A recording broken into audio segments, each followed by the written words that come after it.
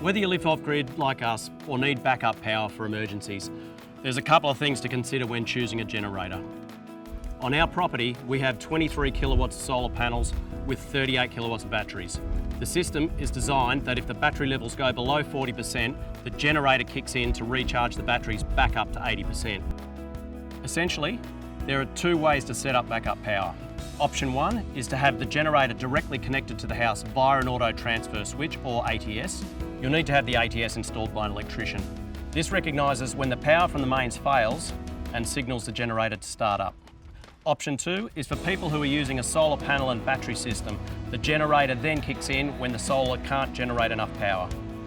The battery management system, or BMS, is easily connected to the auto start on the Kubota generator. The BMS will recognise when the batteries are low and will send a signal to activate the generator to charge the batteries. This is the system we're using for our property and it works great. And in the summer, we can run the aircon, heat the pool, run appliances all at once. When it comes to setting yourself up with a generator for backup power, I do recommend getting your electrician involved right from the start.